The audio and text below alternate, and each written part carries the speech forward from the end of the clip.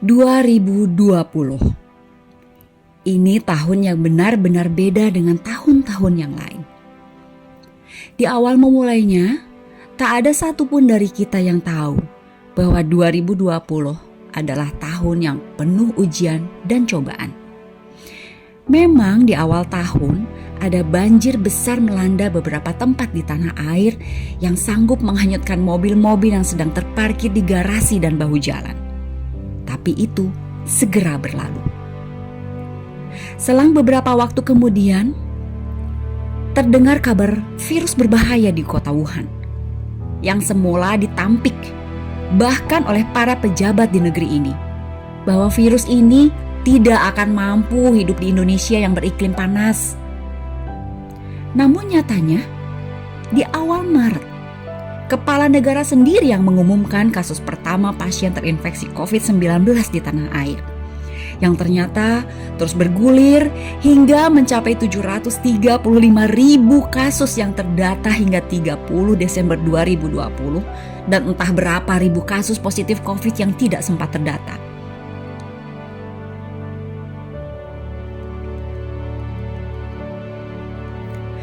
Sontak, sejumlah kota besar melakukan PSBB. Yang awalnya ada rasa optimis PSBB paling hanya 3-4 bulan. Banyak orang yang memilih mengurung dirinya dalam rumah, tidak kemana-mana. Bekerja dari rumah, bersekolah dari rumah, berbelanja dari rumah, dan segala hal yang dilakukan di rumah aja. Toh, hanya 3 atau 4 bulan saja kok. Namun ketika hari berlalu menjadi minggu, minggu berlalu jadi bulan, dan bulan demi bulan berlalu, orang-orang dihadapkan pada kenyataan. Kungkungan COVID-19 akan lebih panjang dari yang pernah diduga sebelumnya. Satu persatu di antara kita mulai putus asa. Ketika PHK terjadi di mana-mana, dagang dan usaha harus ditutup. Tabungan semakin menipis dan utang yang semakin menganga. Bahkan satu persatu orang di sekitar kita, teman terdekat kita, keluarga kita, meninggalkan kehidupan dunia karena serangan virus ini. Angka terakhir orang meninggal dunia karena COVID-19 mencapai 22.000 kasus di 30 Desember 2020. Virus yang semula merasa masih jauh, pada akhirnya ada dan menginfeksi keluarga satu rumah kita. Sudah sedekat nadi.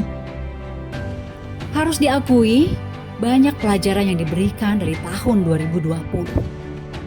Ada pelajaran kesabaran, ada kesedihan, ada ketakutan, ada kecemasan, kekecewaan, keterpurukan.